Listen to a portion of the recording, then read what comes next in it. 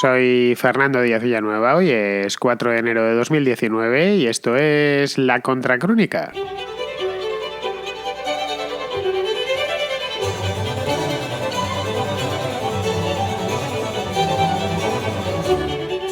La noticia cayó como un bombazo ayer en la prensa tecnológica y no solo, también en la bolsa de valores, donde las acciones de la compañía se desplomaron un 10% en una sola jornada. Es decir, de esos días que los accionistas prefieren olvidar y olvidarlos cuanto antes.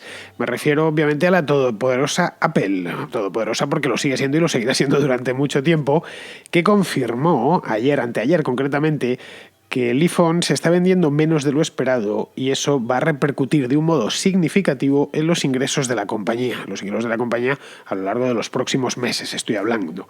Esto no significa, como es lógico, que vaya a perder dinero, pero sí que ganará menos de lo previsto, que ya era mucho. Es decir, cuando hablamos de los beneficios de Apple estamos hablando siempre de una cantidad de ceros muy mareante, de muchos ceros, siempre hablando de cientos y de miles de millones de dólares.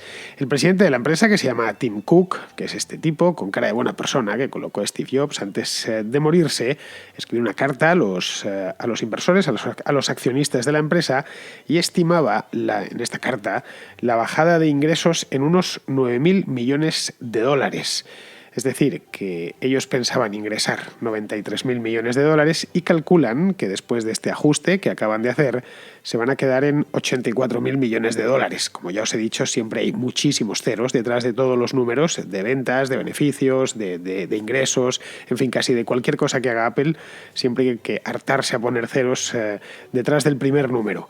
En principio, como veis, no es algo muy grave, ni muchísimo menos, ni siquiera es grave, pero sí sintomático de un mercado que ha alcanzado su punto de madurez, tanto tecnológica como de mercado. Me refiero al mercado de los smartphones, de los teléfonos móviles inteligentes. Apple ocupa un nicho privilegiado en este mercado dentro de lo que es, él ocupa varios, es decir, trabaja en distintas áreas, pero en el de los teléfonos inteligentes es en el que descolla, porque además es uno de los principales actores mundiales. Bien, pues gracias a esto y a otras cuantas cosas más, Apple es en buena medida un termómetro de lo que sucede dentro de este mercado en particular.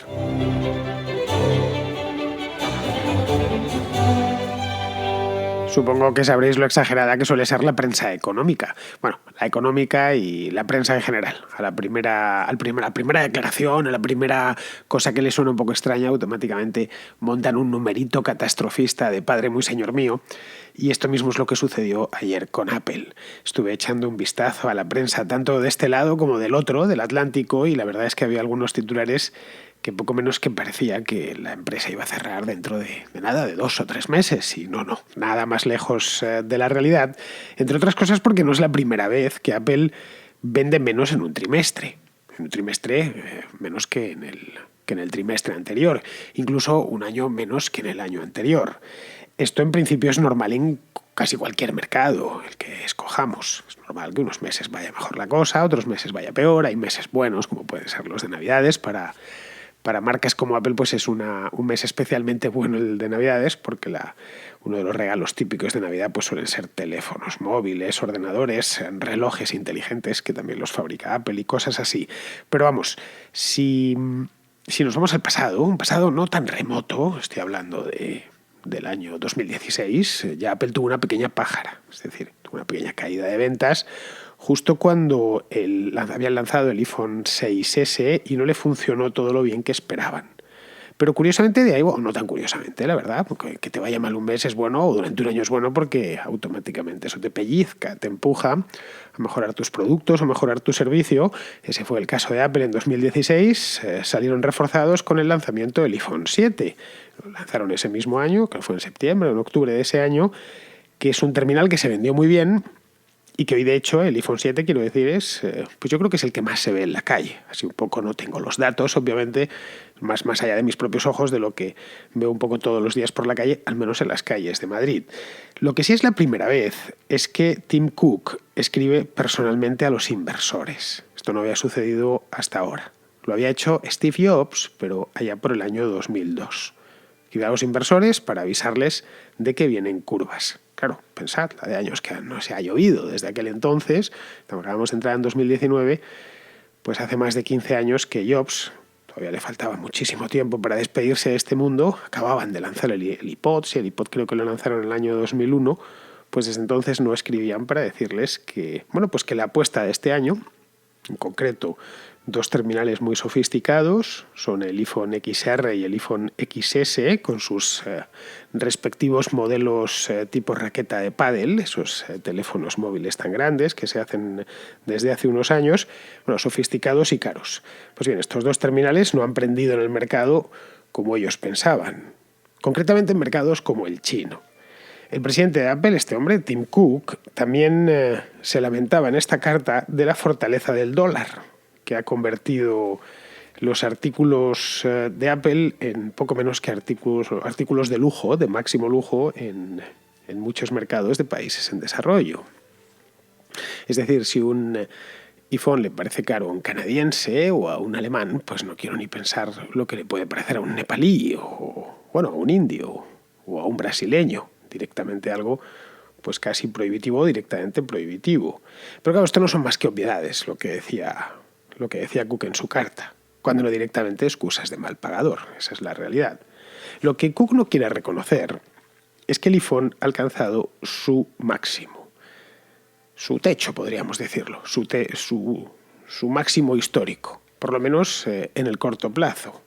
Es decir, difícilmente van a poder vender más iPhones de los que ya venden. Los años dorados, en los que el número de terminales vendidos aumentaba de un año a otro, pues parece ser que se han acabado. Esta no es la primera alarma que tienen, esta es una alarma que ya sonó hace tiempo. Veían que el mercado estaba, si no maduro, ya madurando a mucha velocidad. ¿Por qué? Pues por una razón que creo que está al alcance de cualquiera. Todo el que puede permitirse un iPhone en el mundo ya lo tiene. Países como el mío, como España, pues el que puede pagarse un iPhone ya lo tiene. Este quizá el que tenga ahora mismo en las manos sea el tercero o el cuarto que ha tenido a lo largo de su vida. Evidentemente, en el medio plazo, pues incorporarán nuevos consumidores con alto poder adquisitivo en los mercados emergentes. Pero claro, eso es un proceso mucho más lento de lo que a los fabricantes de móviles les gustaría. La renta per cápita indiscutiblemente va a subir en todo el mundo porque viene subiendo de manera casi ininterrumpida desde hace 2 siglos, pero claro, esto va lento. Los países prosperan, pero prosperan lentamente. De hecho, Apple ya contaba con el hecho de que en lugares como Estados Unidos, Europa, Japón, Australia, los grandes mercados del primer mundo, ya se había tocado techo, ya contaban con eso. Ya no podemos vender más, no podemos aumentar la cuota en Estados Unidos o en Europa.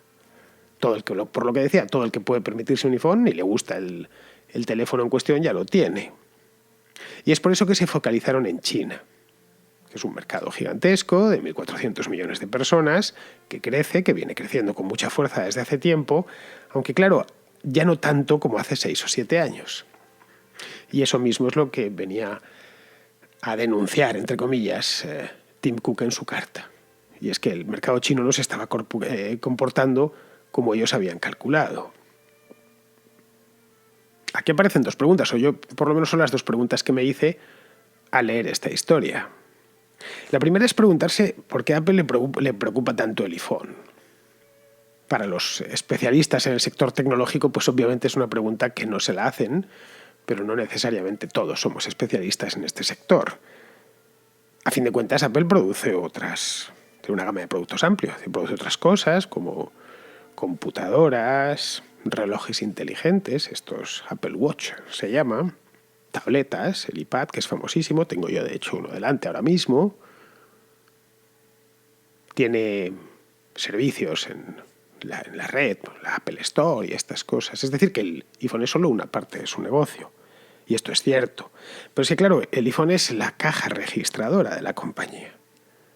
7 de cada 10 dólares que ingresa Apple vienen de esta división. Es un auténtico disparate, un 70% de los ingresos. La de los Macintosh, por ejemplo, los ordenadores, es solo el 10%. Y la del iPad es todavía menor. Es decir, que Apple está literalmente iPhoneizada. Tiene una dependencia de este producto muy grande. Luego, cualquier variación en las ventas del iPhone automáticamente se notan en los números de la compañía. Esa sería la primera que creo que se responde sola, a poco que se conozca el porcentaje de ingresos que le aporta el iPhone. La segunda es por qué no se expande en el otro gran mercado emergente, que es la India. Bien, si China se te constipa, pues tienes la India, está debajo, está también creciendo y tiene otros 1.000 y pico millones de habitantes. Evidentemente no todos, una minoría puede comprarse un iPhone en la India, pero en países de 1.000 millones de habitantes, pues esas minorías, es un 2% de 1.000 millones no es lo mismo que un 2% de 30. Entonces, bueno, los grandes números de China y de estos países. Bien, en este caso, donde la India, Apple tiene muy poca penetración.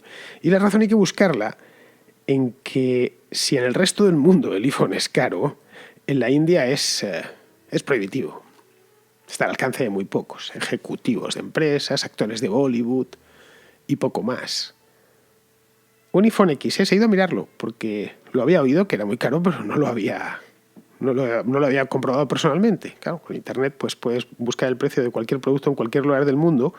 Un iPhone XS de la última hornada, el más sencillo, cuesta unas 100.000 rupias. Os preguntáis, bueno, ¿cuántos son 100.000 rupias? Pues son aproximadamente unos $1.500 al cambio. Claro, esto en un país con una renta per cápita anual de $1.900, pues la verdad es que es un precio poco realista. Está claro que no van dirigidos al chino de a pie, al indio de a pie, pero aún así sigue estando fuera de precio. Lo que se conoce como clase media alta en India no es lo mismo que la clase media alta en Estados Unidos. Es una clase media alta un poco más descafeinada. Luego además hay otro elemento aquí en la India, y es que el gobierno encarece las importaciones de productos electrónicos mediante un arancel especial. Quiere atraer fábricas y una de las maneras de atraerlas es poner aranceles a los productos que vienen básicamente de China. Y el iPhone se ensambla en China, se diseña en California, como ponen las cajas cuando uno se compra un producto Apple, pero al final termina ensamblado en una factoría de China, creo que son de Qualcomm. Y esos iPhones que llegan a la India vienen desde China y por lo tanto tienen que pagar ese arancel que encarece todavía más el precio de un producto que ya de por sí es muy caro. Bueno, esta es la razón por la que desde hace tiempo se rumorea que Apple tiene la intención de abrir una factoría en la India, pero vamos, hasta ahora son simples rumores.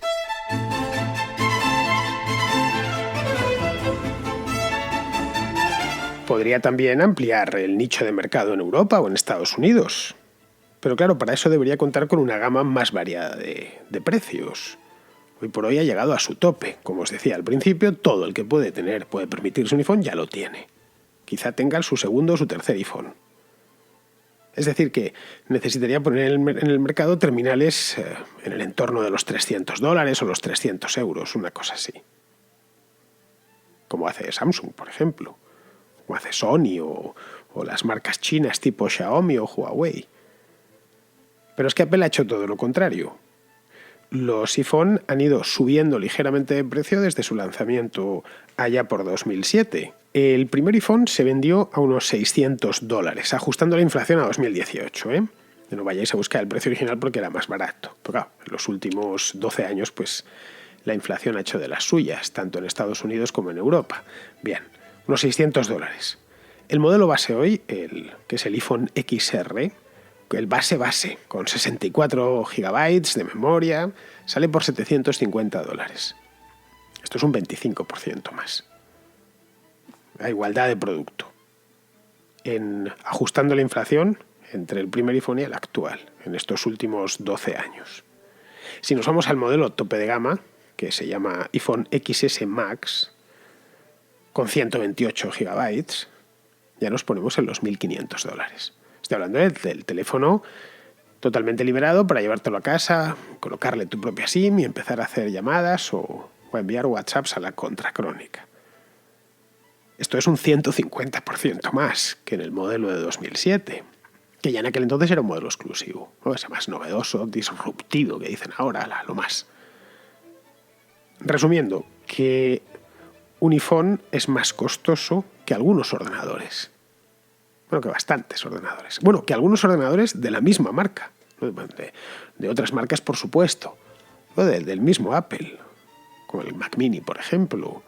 O el MacBook Air, este portátil que tienen tan finito. De hecho, y esto también lo he ido a mirar por pura curiosidad, el XS, este que os he puesto, cuesta más o menos lo mismo que un iMac de 21 pulgadas y media, con pantalla 4K y con la configuración más potente. Os lo tenéis en la tienda de Apple, Apple Store. Os preguntaréis, ¿y por qué los tienen tan caros? ¿Por qué los han ido subiendo de esa manera? Si ya eran caros en origen. Bien, esto no es casual. Obedece a una estrategia de mercado bien planeada. Apple buscaba colocarse en el segmento superior del mercado. Es decir, menos terminales vendidos, pero más caros y con mayor margen. Al final, se trata de hacer dinero, las empresas sirven para eso. Actualmente Apple es el tercer fabricante mundial de teléfonos inteligentes, después de Samsung y de Huawei. Tiene una cuota mundial del 13%.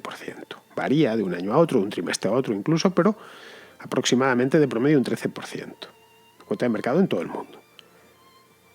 Si miramos estas mismas cifras hace unos años, en 2011-2012, por ejemplo, nos encontramos con que en aquel entonces tenían el 23%.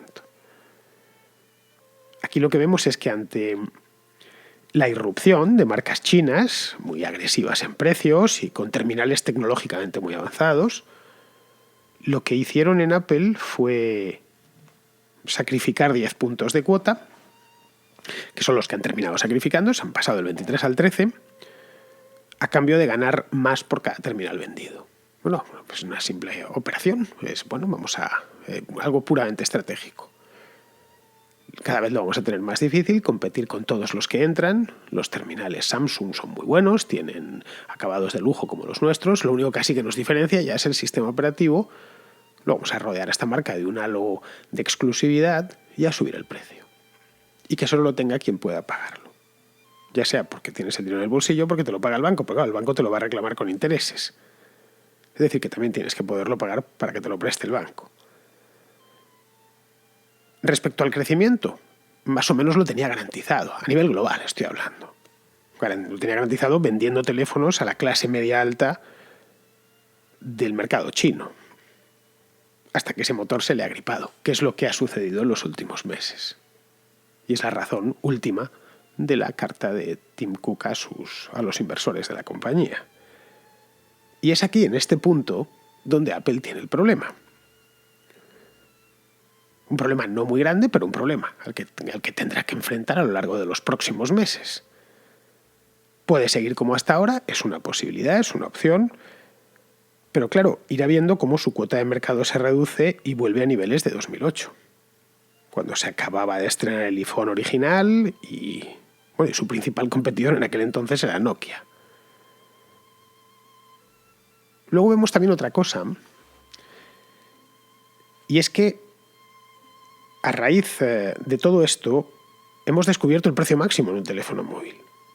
Lo acaba de fijar Apple, en un smartphone por lo menos. Es decir, subirlo más allá de los $1.500 del XS sería una decisión absurda. Los consumidores ya le han dicho que no están dispuestos a pagar tanto. O si lo están, no se lo van a renovar a los 2 años.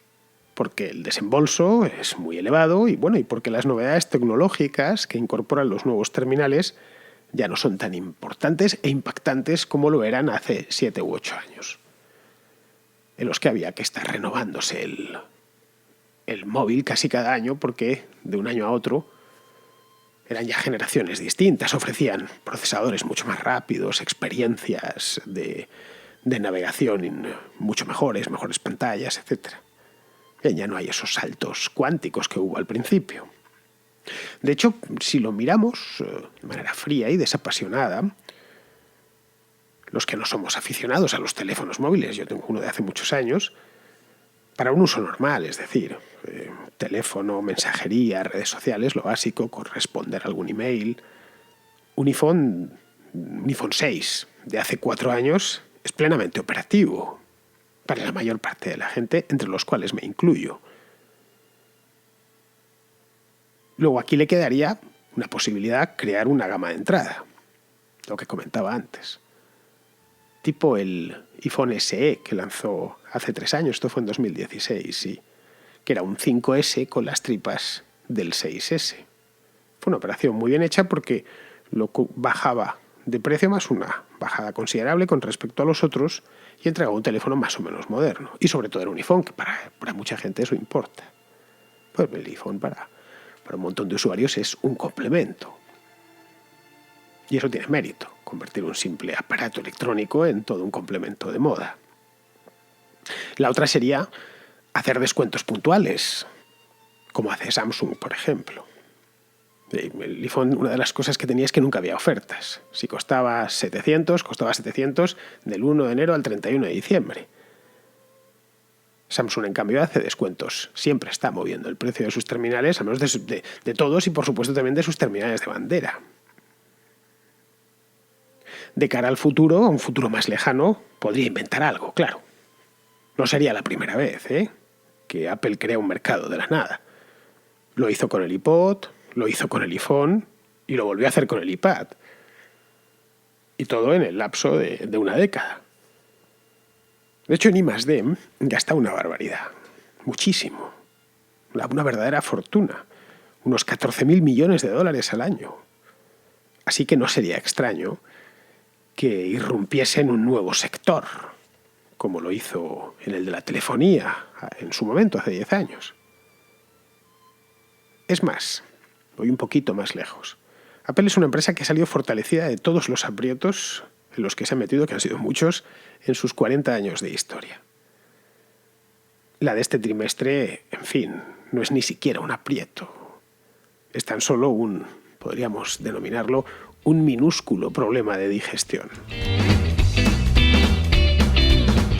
Los viajes de LilyGo.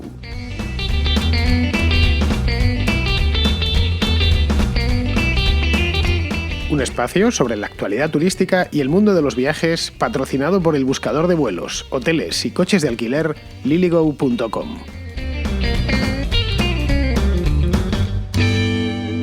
Me entero por la prensa del ramo que la cadena hotelera Meliá, que es una cadena española, de Mallorca concretamente, acaba de inaugurar un hotel fastuoso junto a las cataratas del Iguazú, en el lado argentino de las cataratas del Iguazú, porque las cataratas del Iguazú tienen lado brasileño también.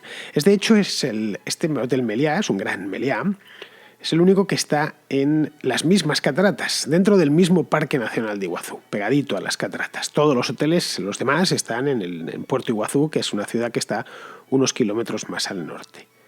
El hotel, que ha abierto Meliá, es un hotel de máximo lujo, como os podéis imaginar, bueno, pues por la marca y también por el lugar donde está enclavado.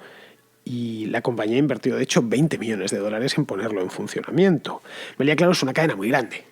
Hay que decirlo, tiene como 350 hoteles en 35 países, en ciudades como Madrid o como Barcelona o como Buenos Aires también, tiene varios, pero también cuenta con establecimientos en lugares realmente exclusivos, como este del Parque Nacional de Iguazú.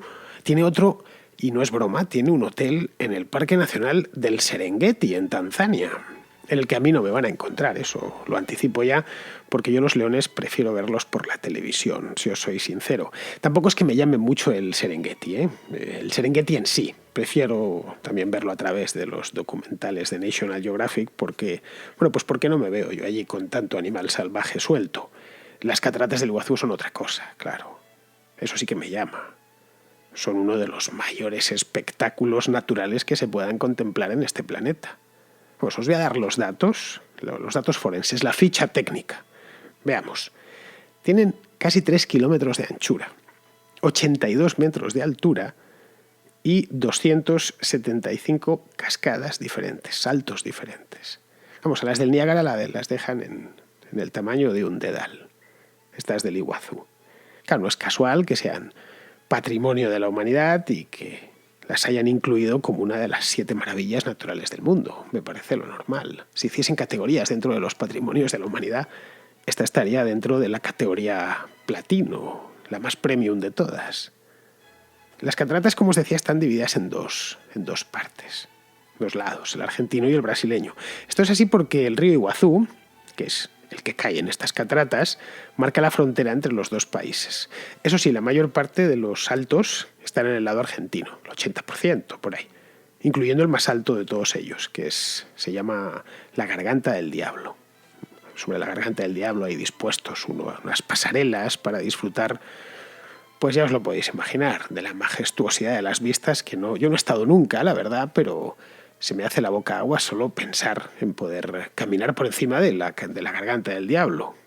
Vamos, no quiero ni pensar qué sintió su descubridor, que fue un tipo de Jerez de la Frontera llamado Álvar Núñez Cabeza de Vaca, en 1541, cuando se encontró con ellas. Y literalmente se encontró con ellas porque andaba por ahí y oyó un ruido ensordecedor, un rugido, y eran las cataratas de lejos. Quiso saber exactamente qué era. Claro, unas cataratas de casi 3 kilómetros de ancho, es la catarata con mayor caudal de la Tierra. Pues os imagináis cómo suena aquello. Cabeza de Vaca fue de estos exploradores totales. Hizo 2 viajes a América. El primero en el año 1527. Lo hizo, se tiró bastantes años, ya os explico por qué. En este se alistó para conquistar la Florida, con Pánfilo de Narváez. Pero aquello fue un desastre. Tropezaron con una tormenta y naufragaron. Total, que Cabeza de Vaca llegó a las costas de Florida al final, pero con los pocos supervivientes del naufragio, y en lugar de quedarse a vivir ahí entre los indígenas o morir de cualquier cosa, pues quiso regresar. Regresar, si no a España, al menos a la Nueva España, es decir, a México. Y lo que hizo fue atravesar, a pie, por supuesto, un viaje épico, todo el sur de los Estados Unidos, pues hasta lo que es hoy la costa del Mar de Cortés, es decir, ya en las inmediaciones de California. Después de esto, que fue una auténtica machada, regresó a España, dejó su aventura consignada en un libro y partió de nuevo a las Indias. Esta vez al sur, con el título de adelantado del Río de la Plata. Desembarcó en Santa Catalina, que está hoy en Brasil, y se internó en el continente. Y allí fue cuando descubrió, en esta segunda expedición, es cuando descubrió las cataratas del Iguazú. A Cabeza de Vaca le costó varios meses llegar desde la costa del Atlántico hasta las cataratas. En un principio no las llamó Cataratas del Iguazú, sino simplemente Salto de Santa María, que tampoco es mal nombre, la verdad. Hoy llegar a Iguazú es bastante más fácil, como os podéis imaginar, y sobre todo bastante más rápido. Se puede hacer cómodamente, muy cómodamente, en avión desde Buenos Aires, en aerolíneas argentinas que vuela hasta allí. Bueno, vuela desde Buenos Aires, desde Mendoza, desde Córdoba, pues desde las principales ciudades de Argentina. Y lo que es mejor, desde junio de este año, directamente desde Madrid, gracias al vuelo que va a poner Air Europa con sus nuevos 787, los Dreamliner estos, que tan buenos resultados le están dando. Y que además, por cierto, no sé si habéis volado en ellos, pero son tremendamente luminosos por dentro. No sé si es que las ventanas son más grandes o que le han puesto mejores luces, pero es una auténtica maravilla de avión ese. LAN-Chile también lo tiene. Espero que hagan ofertas de inauguración para este vuelo, los de Air Europa. Ofertas que naturalmente mostrará LilyGo en su buscador, porque ya sabéis, ya os lo he dicho, que LilyGo tiene todas las líneas aéreas que os podéis imaginar, pues ahí están. Y además las compara y las pone por orden de precio. Entre tanto, si vais a ir a las cataratas del Iguazú, entonces os envidiaré eternamente, pues no os va a quedar más remedio desde Madrid, quiero decir, o desde España, no os va a quedar más remedio que hacerlo con aerolíneas vía Buenos Aires. Y ojo, caro no es, ¿eh? Lo acabo de mirar y LilyGo me muestra precios desde 800 euros. Es más barato que Unifón, ahora que lo acabamos, pero bastante más barato que Unifón. Por cierto, cerca de las cataratas, en la ciudad de Puerto Iguazú, está la Triple Frontera, la más famosa de toda América. Es el punto en el que se juntan Argentina, Paraguay y Brasil. Hay 3 ciudades, habréis oído hablar de ellas, seguramente. Está Puerto Iguazú, que está en Argentina, que ya os he hablado de ella, luego Ciudad del Este, que está en Paraguay, y la Foz de Iguazú. Y a las 3, por descontado, se puede ir... Bueno, a Puerto Iguazú se puede ir en avión, desde Buenos Aires sin ningún problema. Pero en el caso de que necesitéis hotel en cualquiera de las otras 2, también os lo va a encontrar LilyGo. Los viajes de LilyGo.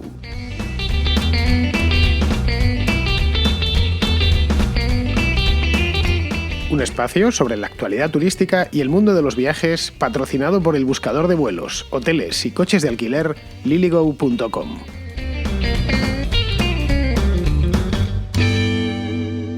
Y de las cataratas del Iguazú, que es un paraíso, nos vamos a Santo Domingo, que es otro paraíso, aunque algo más al norte. Bueno, bastante más al norte. Allí está Diego, que me hace una precisión sobre el crecimiento de la República Dominicana del que hablaba ayer. Justo ahora estoy oyendo tu programa. Excelente. Mira, el crecimiento aquí no es tan real. Es un crecimiento más contenido. Lo que pasa es que el gobierno siempre usa unos trucos de cámara para que los números parezcan más altos de lo que realmente son.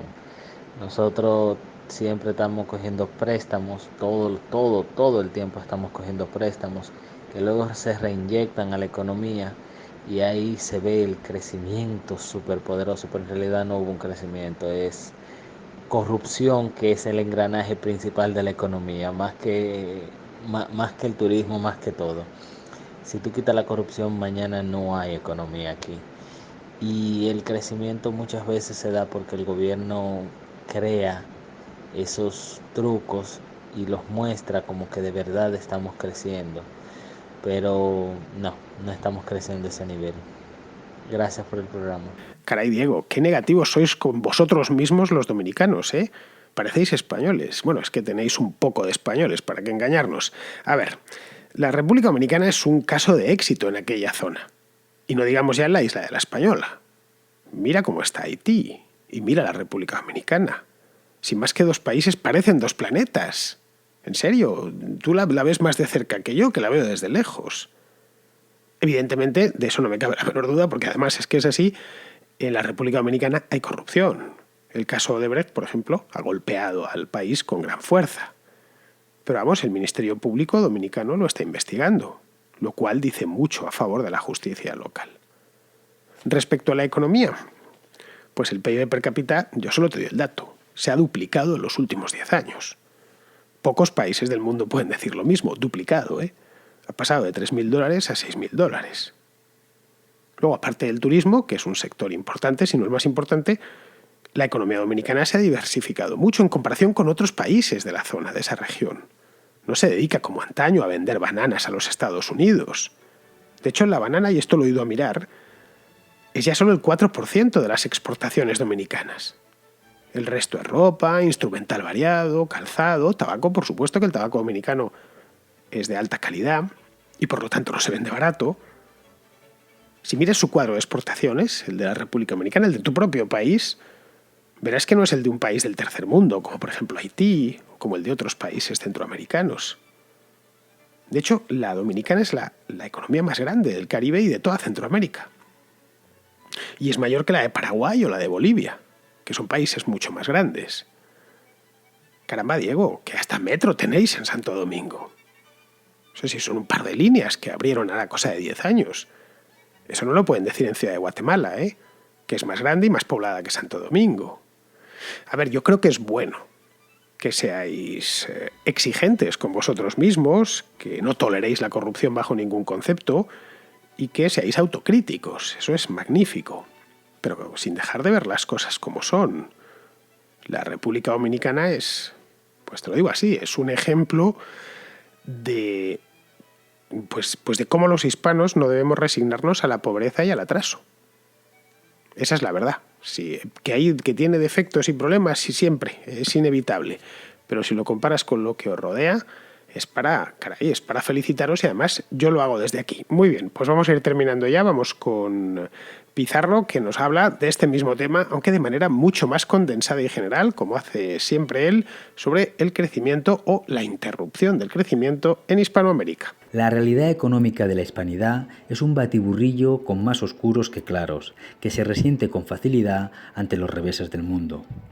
Como no hay un mercado común, ni una moneda común, ni unas directrices económicas consensuadas, Cuando las monedas fuertes se revalorizan, las materias primas se abaratan o alguna crisis en algún lejano punto del mercado global vienen a visitar estas latitudes, el efecto suele ser variado, aunque en general malo y en los países más endeudados desastroso. Es la combinación de avatares externos y despropósitos económicos domésticos lo que conforma una realidad de países de enorme potencial con presentes turbios y un futuro sombrío, ya que cuando las condiciones externas mejoren, que lo harán, las consecuencias de los errores patrios persistirán y las garantías de enmienda son escasas, ya que la miseria generada se suele responder por estos lares con populismo en vez de con libertad económica. Un lustro sacándole lustre al endeudamiento. Es un lustro ganado para el penar.